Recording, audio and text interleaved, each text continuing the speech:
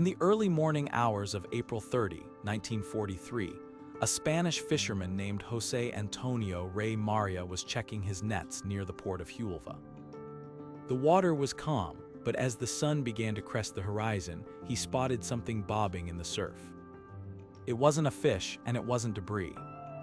It was a man dressed in the olive-drab uniform of a British Royal Marine. Strapped to his wrist was a black leather briefcase.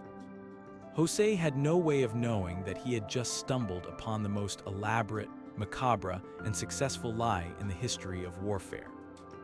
This wasn't just a dead soldier. This was a weapon.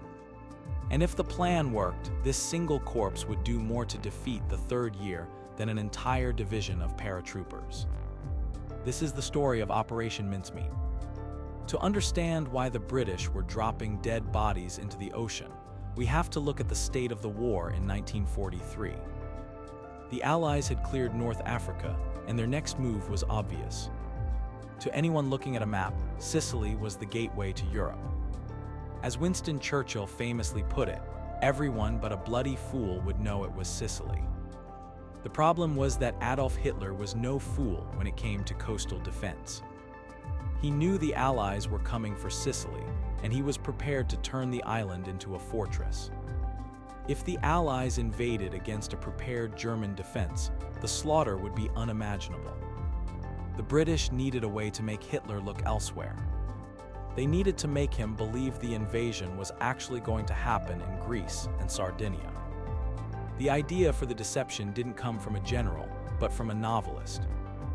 Years earlier, a young intelligence officer named Ian Fleming, the man who would later create James Bond, had contributed to a document known as the Trout Memo. It compared the art of deception to fly fishing. You had to present the fish with something it wanted to eat, and it had to look natural. One of the suggestions in that memo, likely inspired by a detective novel, was the idea of planting a dead body with fake documents for the enemy to find. The task of turning this morbid fantasy into reality fell to two men.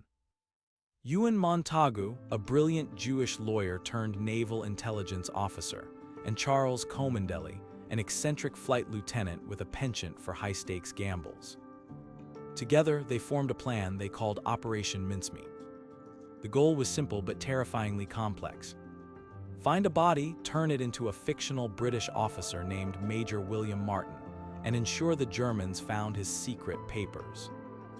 The first challenge was the most difficult. They needed a body. It couldn't just be any body. It had to look like a man who had died at sea after a plane crash and floated for several days. They eventually found their man in a London morgue. His name was Glyndwr Michael, a homeless man from Wales who had died after ingesting rat poison. It was a lonely, tragic end for a man who had struggled his entire life.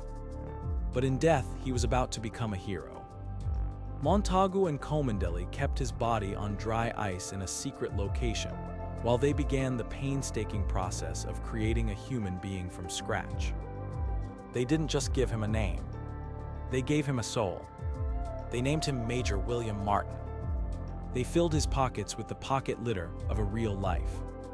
They gave him a set of keys, some theater stubs, a receipt for a new shirt, and an overdue notice from his bank. But most importantly, they gave him a fiancée. They named her Pam. They included a heartfelt love letter and a photograph of a beautiful girl, actually a clerk from the MI5 office. They even included a grumpy letter from the Major's father. They wanted the German intelligence officers who would eventually search these pockets to see not a spy, but a real, fallible, slightly disorganized British officer. The centerpiece of the deception was the briefcase. Inside were personal, off-the-record letters between high-ranking generals. These letters explicitly stated that the Allies were planning to invade Greece and Sardinia, and that the obvious preparations for an attack on Sicily were merely a ruse to distract the Germans. It was a classic double bluff. On April 19, 1943, the body of Major Martin was placed in a specially designed, ice-filled canister. He was loaded onto the submarine HMS Seraph, which set sail for the coast of Spain. Why Spain? Because while Spain was officially neutral, its secret police were riddled with German agents. The British knew that if a body washed up there, the Germans would have their hands on those documents within 48 hours. In the dark of night off the coast of Hulva, the submarine surfaced. The commander, Bill Jewell, read a brief service, and the body was gently lowered into the water. The submarine's engines kicked the water toward the shore, helping the major on his final mission. The plan worked with terrifying precision. The body was found by the fishermen, the Spanish authorities took charge, and despite British diplomatic protests demanding the immediate return of the briefcase, the Spanish allowed German agents to photograph every single document. The letters were then meticulously resealed and returned to the British. Back in London, scientists analyzed the envelopes and confirmed they had been opened. The bait had been taken. The intelligence reached the very top. When the documents landed on the desk of Adolf Hitler, he was convinced. He overruled his own generals who were suspicious. Hitler diverted his most elite panzer divisions from France and the Eastern Front down to Greece and Sardinia. He even sent the legendary Erwin Rommel to oversee the defenses in the wrong place.